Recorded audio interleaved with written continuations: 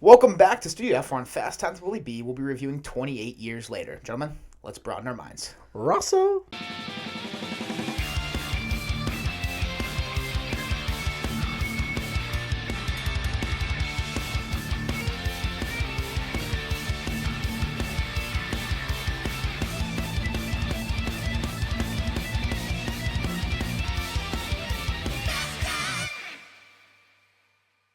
Welcome back to Fast Times with Willy B. I'm Willy B. I've got Kory back with me. Kory, how we doing?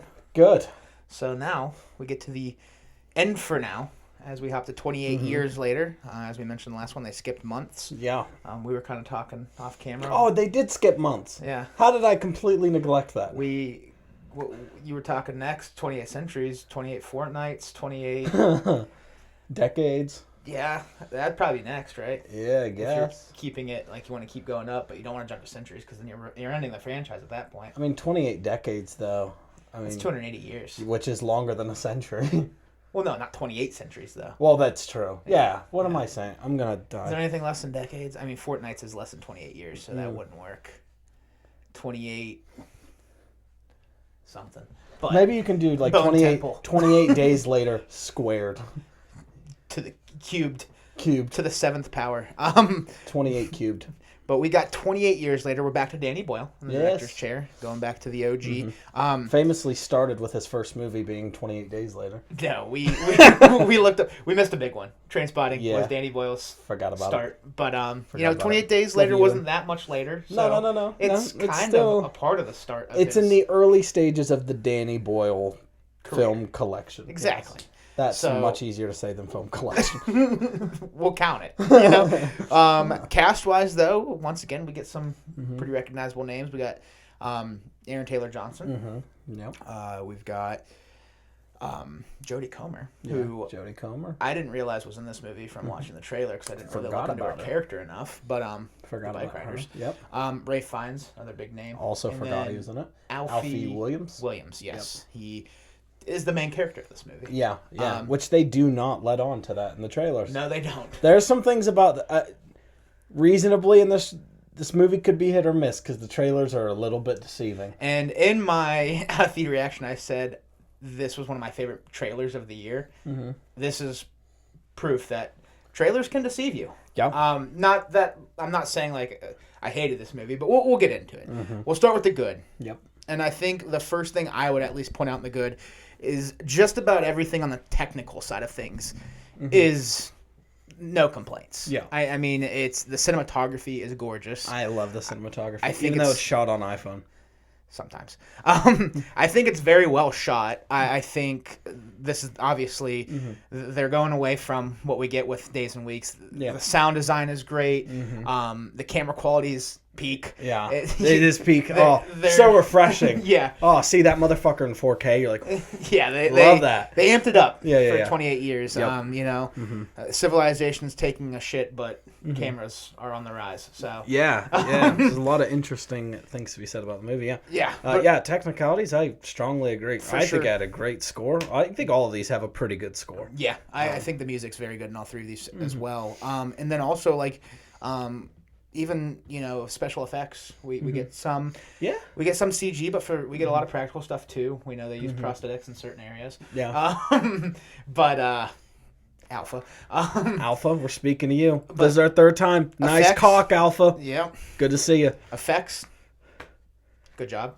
Good effects. Yep. While we're talking about it, I thought the alphas were good. Like Yeah. those dudes were menacing. Yeah. Oh, yeah. Yeah. Um, I think the lore building in this actually was interesting. Yeah. I personally thought this little gated community. Yeah. That's like Like the village almost. Yeah, it's like a village. Yeah, it's almost like a medieval village. That's right. Yeah.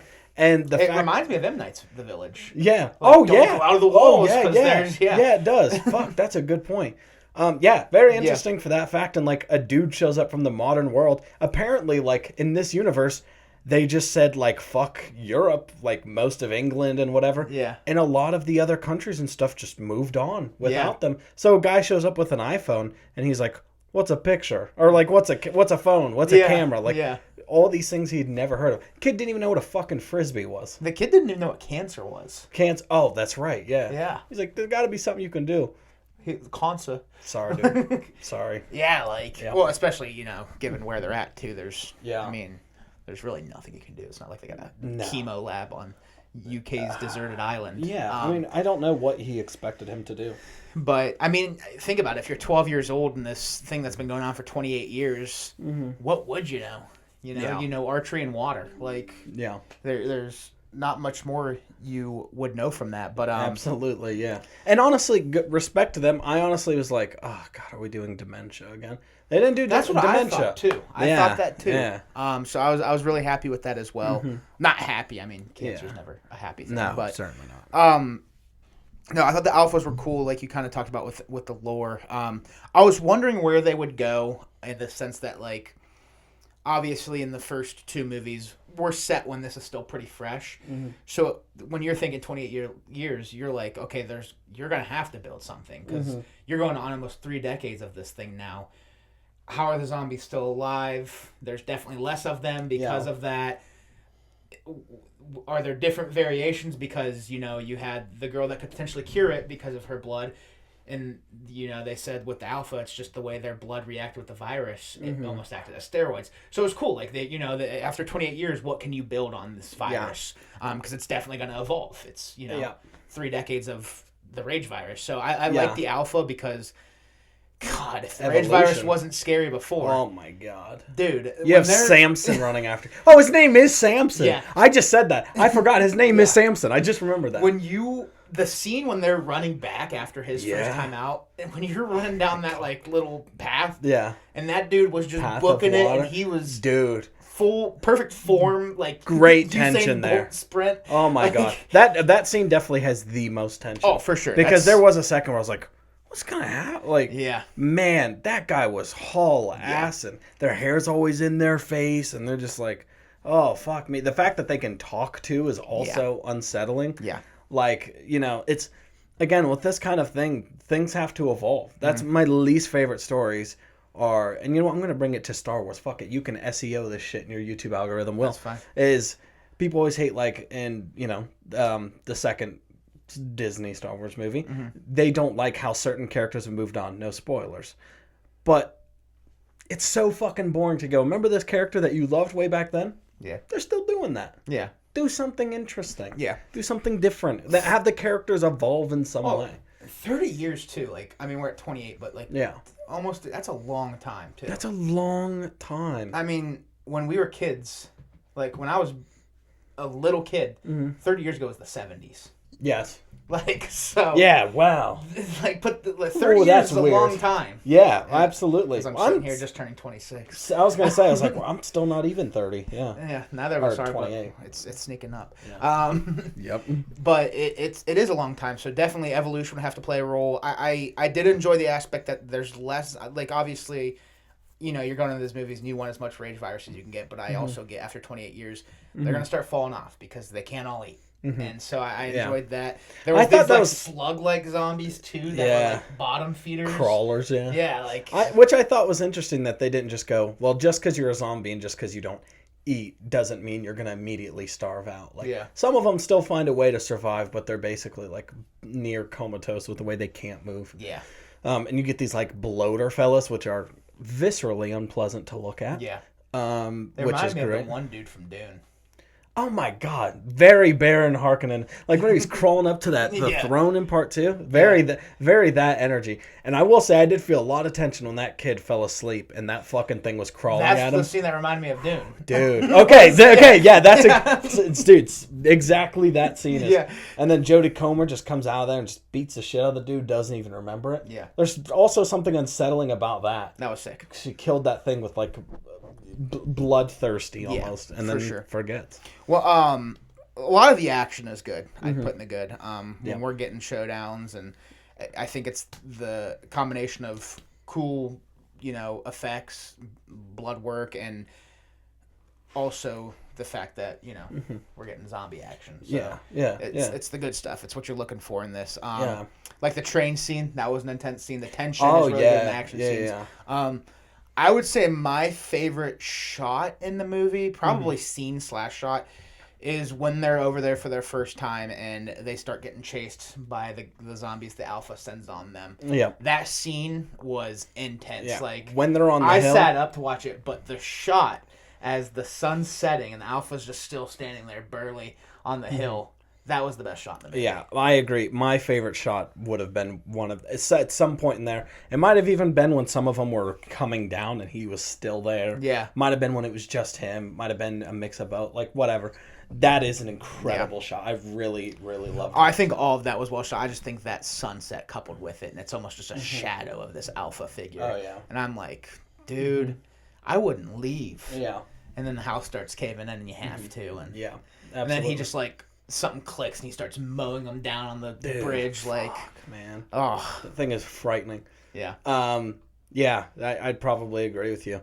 Let's just talk characters a bit, if that's cool with you. Yeah. I, in particular, love Aaron Taylor Johnson's character because he's very conflicting to try to figure out how you deal about it because you love him and then there's a moment where you really don't like him and then there's another point where you're like, I kind of get it, but maybe in the wrong way. It's very conflicting and you're like, man, he's kind of a dick. But then you think about it and it's like, especially whenever it comes to the survival stuff, you gotta get him warmed up to that shit because that's just life. Well, my thing with his character is, I agree, it's definitely conflicting. I think at the end of the day, did he get a little intense with his son when they were hunting? Yes, but I think it was necessary. I agree. And he never, after everything calms down, he's that good dad. He's like, you didn't admit, like you hit him. Yeah. You know, he was very cool about it. And then like when he was telling the stories at the party, he was like, and this guy, like he was hyping him up. Like, yeah, he was like, no one can expect you to do more in your first outing. Like he still did good, whatever. He was like, there's adults that admit. And so I loved him there. And like with the aspect of him, you know, his son catches him cheating. Yeah. You never want to advocate for cheating, but you're already in this tough situation that has now been 28 years of your life, and your wife is terminally ill. And doesn't even... It seems like she seems like she's probably in the kind of situation where 90% of the time she doesn't even really want to be around you, probably. Yeah, and so like it's not like, oh, I'm okay with it, but I get where he's coming from, because that would be taxing for sure. Absolutely. And they plant that seed early. Whenever they go off to leave and that girl looks at him like, what's going on there? Yeah. So I get why. So that didn't make me hate his character. I think that was actually just, I thought it was good writing. Because I think that's what's going to happen in that situation. When you're on an island with 100 people. It's going to happen. You're a good looking fella. Yeah. You know, how long has she been out? How long has she not wanted anything to do with you? Good question. I mean, you know. I think the only point is when I'm like, definitively, you can fuck off now, is obviously when he hits his son. You know, because he was getting really defensive about what he did. But, I mean, honestly, okay, not a good thing to do. I'm not an advocate for hitting your children at all. But, like, as humans, we react whenever we're in corners like that. And parents do not like being, like, put in a corner by their own child. Even when it's justified, parents don't like that shit. Yeah. So yeah, you know, he's conflicting. Then his son pulls a knife out at him, and he doesn't, you know, hit the kid again or whatever. He just folds the knife up, gives it back, and, you know, and leaves. He does punch the wall, but he leaves like he was told to. Yeah. And he also freaks the fuck out when he realizes his son's gone. Yeah. You know, and his wife. Yeah. So yeah. I don't know, just very. There's a lot of layers to that character. He's obviously traumatized, and I thought he was going to be the main character of this movie. That's one of the parts where we could talk about the deception of the trailer. He's probably only in it like 30-40 minutes of the 2-hour runtime. Yeah. So of him, Jodie Comer, and I almost called him Willy. What's his name? Alfie Williams. He gets the least amount of screen time of those three. Yeah. And the beginning of the movie really has you thinking. I was bummed at the beginning of the movie because I was like, oh, is Jodie Comer just like in this just like a little bit? Yeah. No. Well, I saw a poster where it was those three, and I'm like, well, she's got to be in it more than this from the poster. Yeah. But yeah, it and I still didn't realize in that poster it was her. Yeah. I just saw that. Like when I connected, I was like, oh, that's Jodie Comer. That's funny. It still didn't connect. Once again, shout out on the technical side to makeup. I mean, these people look like they went through hell. Yeah. Everyone looks dirty. You just tell they probably smell. Yeah. Well, yeah. I mean, you have to. The water, the little community shower don't take long. It's like, don't take long, please. Yeah. Like, but which is interesting. Yeah. No, she's into the good. I mean, good poster work on all these movies. Like I said, every single movie, it clicked with me at some point in the movie. I was like, oh, fuck, that's why the poster doesn't give anything away. No. Like, the next one, if you've seen this one, the Bone Temple, that one's a little bit more telling. But, like, there's Bone Temple shit in the posters already, and I, like, didn't think anything of it. I'm just like, oh, yeah, a lot of people have died from the virus. Bone stack? No, there's actual purpose in it. Yeah. Yeah. For sure. So, yeah, I really love the lore building, and Ray Fiennes' character, I think, is incredibly weird and interesting, though. Love him. And he's probably my favorite character. A lot of depth there. That's fair. Probably same. Yeah. Out of the whole movie. I think my favorite character will be Jack O'Connell, but he's not in it very much, which we'll get to. I think this movie clearly shows that this is like a Lord of the Rings epic. As in, like, I think the story that they have here is gonna take 2 more movies to finish out. You know what I mean? I get that feeling, too. This does feel like just the beginning of a trilogy. Yeah.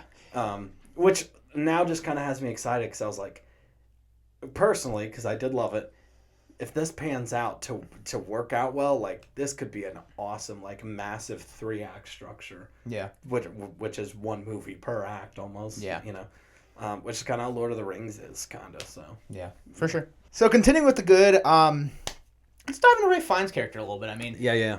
We both, think he's our favorite character. I mean, he's definitely my favorite character. It's very surprising that, like... It's unfortunate that this name's been taken in a lot of different mediums. He's very Dr. Death, isn't he? Yeah. Like, that would be his name if it wasn't already in a bunch of shit. His character's interesting because with Aaron Taylor Johnson's description of him, you're like... This guy's probably just a wackadoodle because he's like, he has these 100 bodies lined up. He's like, come on over, neighbor. Yeah. That is a creepy shot of him just being like, come on. I'd be like, they all did the sensible thing, which is like, let's get the fuck out of here. Yeah. Ain't no way.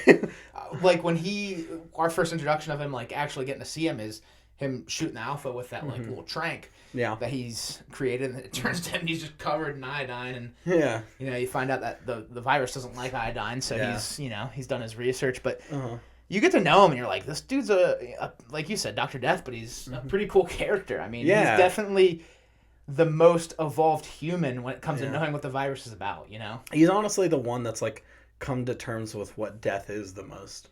Which is always an interesting character in a movie because death is always considered to be a bad thing in movies. Yeah. So it is kind of nice whenever you see a character that's like treats death with such a delicacy that feels nicer like this. There's still some creepy shit about it, like whenever he's washing off the hair and the skin and whatever. It's when like, he's like, I'll take that, and he pulls the head out of his hand. Yeah, fucking wild. Yeah. But I think it is a beautiful moment. Everything with his mom dying and putting the morphine in the kid, and then, however he kills her. It's kind of vague, but I don't really care. I don't need to know. And then also, like, being like, get her to the special spot. And you already know what's going to happen. She's going to go to the top. And it's actually a very touching thing to do, I would put that right up there with how I said I love the scene where we're introduced to the alpha and all that. That one's right up there with it. Yeah. Just because it's a very well shot scene as well. It's emotional. It's beautiful. You get a lot of cool night shots with the Bones Temple and all of that. And then when he's putting up there at sunrise, and it's just like, it's a good send off for Jodie Comer's character too. And the acting between, honestly, all 3 of them, because Ray Fiennes just has such a like he always gets to play a psycho weirdo, but he has a lot like a really softness to him, a really softness to him, and it really shines through because it's such a heavy subject. But he's also straight to the point. He doesn't lie about shit, whatever. No. He's just like, it's not a big deal, or he's like, nothing I can your do, mom's gonna die. There's nothing I can do, but Yeah. The iodine cover. He's a bonkers character. But he's super lovable for sure. Yeah, and which with the next one being called the Bone Temple, like I could see him taking a turn though. Yeah. Also, shout out the dude for living on the mainland for 28 years and just not being like, I need to go fucking talk to people. Not just that, like surviving. Oh yeah, true. By himself for the most part, and also the system he has is really cool. Yeah. And he's got like a trap door and whatever, which fucking Alpha beats the shit out of him with that and with that trap door situation or whatever. Yeah. So all that was great. And the last thing I personally want to talk about that I think was great, is the ending, which is first of all, it brings back the theme from 28 Days Later, the East Hastings theme. That's fair. Love that. Whenever he's looking at the montages of people that have gone missing and the empty streets and whatever, it's a very anxiety-inducing scene. And that's whenever he drops off the baby with the note, and Aaron Taylor Johnson's like, no, screaming for him and whatever. And then also the fact that stuff's all right. He starts fending off the zombie. He's fending off the zombies with his own bow and arrow. I'm all for that stuff. Oh, that's cool. And then the best character ever shows up: Jack O'Connell in a wig and a tiara as Jimmy Savile, whatever. He's based off of a real guy. Did you know that? I did not know that. All I know is it was these ninjas in jumpsuits, dude. I'm not going to go into detail about what the guy that he's based off of is, because it's a guy that wore tracksuits, had that same blonde hair. Yeah. And he was like kind of a cult leader and whatever. Let's just say he did some pretty fucking crook stuff. Okay. I'll talk to you after and explain, but it's not going to be good for your SEO. That's fair. But it's he's not a good dude, but he had this demeanor of being like nice and fun and whatever, but he's really an evil person. Okay. And you get the sense that like he's kind of fun and whatever, but there is a sense of like something not right about this dude. Yeah. And they were planting seeds all throughout the way. There was a big painting that said like Jimmy is coming. There's the one infected that's hanging upside down. He has something to do with the word Jimmy is cut. And I thought that it might say Jimmy, but you can only see like IMMY or something. And then whenever you meet him and find out his name's Jimmy, you're like, oh, of course. And he has the cross that his dad gave him upside down. Yeah. Yes, exactly. So I'm really interested, because obviously that means he left that guy there to be infected. Like, and again, the guy he's based off of, pretty fucking crook. And Austin made a good point, because I was like, why were they wearing, why was it like so cartoony-ish and like fucking Power Rangers-esque, the way they're doing front flips off of, and the camera angles are literally, I think they're literally meant to be a homage to Power Rangers or whatever. And it's because at the beginning of the movie, they're watching like Teletubbies or whatever, and all the Teletubbies have their own color, like the tracksuits, and they've got that fun, hokey vibe to it, whatever. That's a good catch. Yeah. And I think that's just the character I'm most interested to see about, because that could be very interesting. I think Jack O'Connell is a great actor. And also, I just think his line delivery is so funny when he's like, hold, and then he goes, fucking go. I can get behind wanting to see more of him, but that scene caught me off guard. Oh, listen. And I think it's because you came in here yesterday when we were recording 28 Weeks, and you go, I've been deep searching for that ending because it was so crazy. Yeah. And so when I think crazy, I'm like, oh, this kid's going to get picked off by a zombie, and that's the end of the movie. No. And then it's just the Power Rangers come out. It's the most wild thing. It's literally the most wild thing I have ever seen out of a movie like this. And it did, like, at first I was like, from the moment that they did the front flips over and whatever, you can ask Austin, I did not stop laughing until midway through the credits. I was still laughing to myself. I can picture the ending in my head right now and hear you laughing. Oh, I was laughing out. I was the only one laughing in this theater, by the way. It was kind of a packed house. I was the only one. I was laughing. That's funny. And I like the ending where he's like, let's be pals, whatever. And I don't know, over time thinking about it, I'm like, I'm not mad at it. I will say it is like kind of unfitting.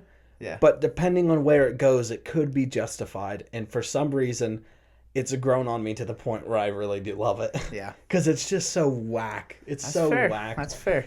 Anyway. Anything else in the good? No.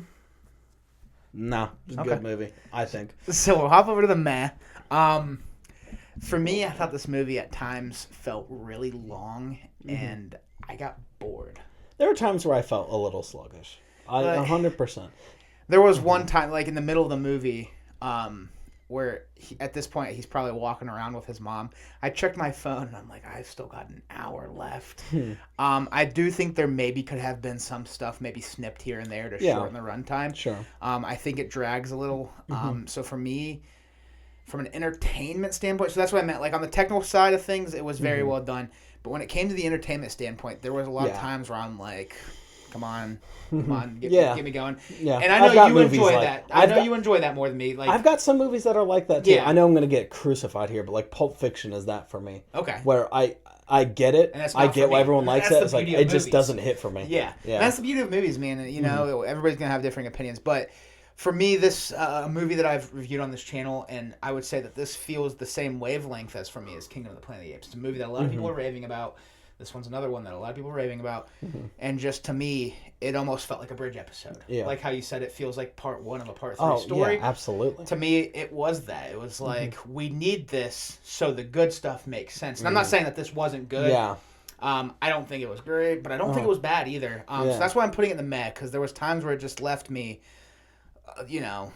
wanting more. Yeah. And for sure. Like I said, when there's action and the alpha stuff and the tension's going on, I'm all in. For sure. And the one thing that I will definitely put in here, and I think you'll agree with this, is that I was wanting more from Aaron Taylor Johnson. I think his character was. We talked about how it was a conflicting character. I was a little underwhelmed with the amount of him we get. I think with some more of him, my score probably would go up by at least like half a point. Yeah. That is definitely absolutely. Yeah. I definitely could have used more Aaron Taylor Johnson for sure. This is where I'm going to put the ending. Yeah. Oh, I figured there's no way you were going to put that in the good. I don't think I have anything. Then that ending is not for everybody. In fact, I would say that ending is almost for nobody, but I happen to be in the small minority of people who love it. I don't have anything in the bad. The reason I'm putting this in the meh, though, is because this might have been in the bad before you said this. I can get behind wanting to see more Jimmy down the line. Yeah. So I can see that it's cool in a setup kind of way. But, dude, that caught me so off guard, and it was just, like, so against the tone of the film. Yeah. That I was like...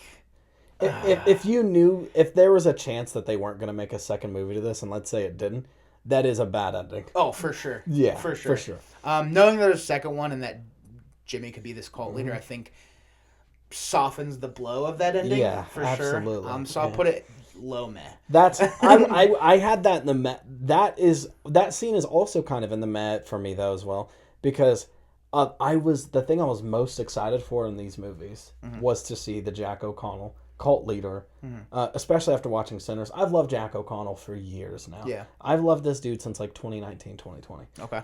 So I was excited about that, but I was kind of bummed he wasn't in most of the movie. I kept being like, "Is that Jack O'Connell? Nope. Is that Jack? Nope."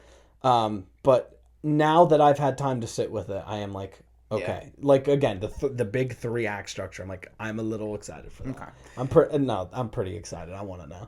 I'm going to go to the beginning, too. There was part of the beginnings that I liked. The church stuff, it makes sense with the ending and the cross being upside down.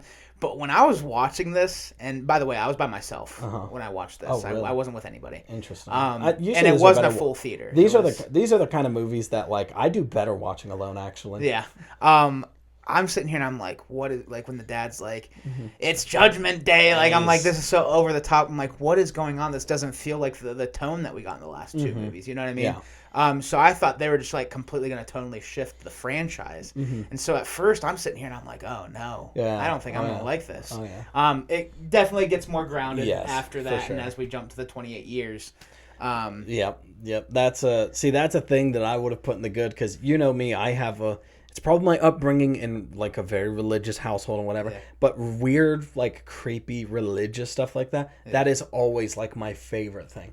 Okay. So that's why like that for me, I was like, oh, interesting. Like a fucking creepy pastor who's like, this is meant to happen. Yeah. You know, like, I don't know. That's my jam. Yeah. But that is a very specific niche of people that I happen to be in. Yeah. Weird religious stuff. That's Dune, baby. I think it's like part of it too is, you know, you kind of with weeks were nitpicking on something. Something I'd nitpick in that opening scene is I feel like that kid should not have gotten away. No, probably not. I feel like he's standing behind the door and the zombies come past him. Then he's standing in the staircase. There's ones behind him. There's ones at the top. Like, where did he goes in he has a little trap door thing like Ray Is that what it is? Okay. Remember? Yeah, because he's like in a grate or something, and he can see them like running by and shit like that or whatever. No, I get where he was in the church. Oh yeah. I meant when he was in the house and his mom was like turning. She's like, run! Like he kind of just goes into the wall. Oh no! You know what? Nitpick wise, I also caught that watching the movie. Whenever he like jumped down the stairs, like was outside, and I was like, we just saw that area. doesn't really make sense. They're zombie infested. Like, I also was like, that doesn't. No, yeah, you're right. I forgot about that. That moment I also caught. That I was like, there's some weird continuity stuff there. Yeah. With how he got out of that. Okay. Yeah. I'm glad I was. I knew the church. Yeah, he was underneath. Yeah. Mm-hmm. But yeah. Yeah, like I said, there's a lot that I liked, and then I think just as far as like when it comes to the pacing, and it wasn't all for me, but it's not a bad movie by any means. Yeah, there's still a lot of things I put into good. It's just more so like I think going in with how hyped I was, and then seeing you're in Austin score might have also like maybe raised my standards too much because it was a little underwhelming. But yeah, well, maybe. Oh no, I'm still pretty excited to see what's next. So maybe there's a trade-off there in which I gave you a not great review of Jurassic World Rebirth, and you'll go in and love it. Yeah. Which one would you rather love? That's fair. Right? Fair. You also gave me a very, very poor review of 28 Weeks, and I ended up liking it. So there you go. I think I set my standards too low on that one. Yeah. I don't know. Like, yeah. You came into the house and I'm like, man. I wish you didn't tell me anything. Usually our reviews for things are pretty in sync, but this week has been like everything's been like not in line at all. Just days, man. Yeah, just days, and even then, mine's still a good bit higher than yours, or a little bit, whatever. But yeah. So I'm trying to think if I have anything else that I'd have. Any complaints? Like I said, I liked a lot of the technical stuff. I think just from an entertainment standpoint, I could have maybe used a little more. Mm-hmm. Yeah, definitely more Johnson. Yeah, I definitely could have used more of him. Aaron Taylor Johnson. Yeah, not more Johnson. I could have used more Alpha Dick. Yeah. I could have. I'm going to put that in the map. There's not enough Cillian Murphy Dick in there. There's no Cillian Murphy. There's no Cillian Murphy. But we will get him soon. That's right. Hopefully the next one's just him waking up in a different hospital bed. Yeah. Years later. Waking up on the island. Cock out Oppenheimer style. Yeah. Florence Pugh by the bedside. Anyway. But she's clothed. Yeah. No. Yeah. I don't know. Whatever you want. Unclothed. All right. Unclothed. Like I said, I don't really have anything in the bad. I think anything I'm griping with was just kind of like meh.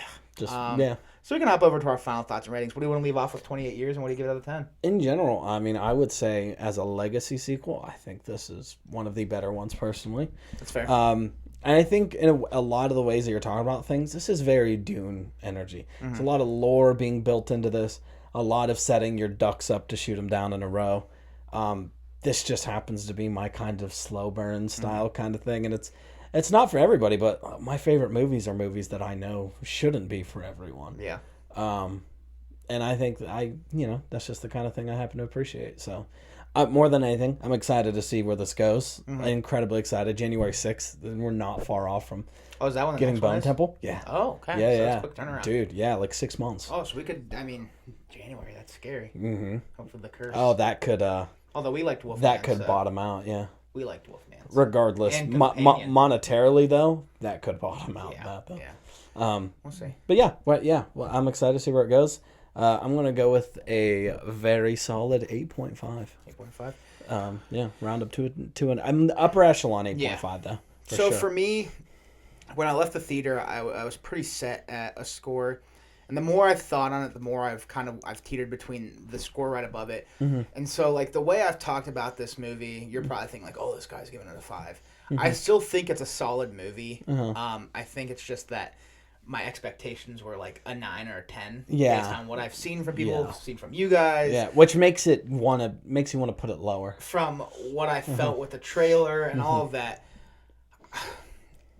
As we've, digested and talked about it, I think... I'm just going to safely land on the 7. Yeah. I left the theater thinking 6. Mm-hmm. It's... I don't want to do halves, but this might be like a 6.5. Yeah. So I'll just round it up to a 7, but it's like how you said a high 8.5. This would be a low 7, high 6 for me. Yeah. There was things that were underwhelming, but, from a technical standpoint... It's still a very well-made film. Mm-hmm. It just maybe wasn't all for me. Mm-hmm. Shot on iPhone with $1 million rigs. Yeah. We're going to shoot a movie on an iPhone with our hands. It will not look like this movie. No, it won't. Because we're just going to have you standing on a hill in the sunset. Oh, yeah. I'll make sure my dong's out for everybody. There you go. Yeah. Tune in. No. But, yeah. go check it out for yourself because it's definitely getting raved about, and you know, it might be for you. Yeah. But yeah, that'll do it for 28 years later. Kory, thanks for coming on, my man. Thank you. Thank you all for watching. If you like what you're watching, check out some other videos. Hit the subscribe button or follow the social links down below. If you haven't already, go check out 28 Days and 28 Weeks. We reviewed those the last 2 days. And then let us know what you think of the 28 Later franchise. And are you excited for Bone Temple? We'll talk to you all soon. Peace.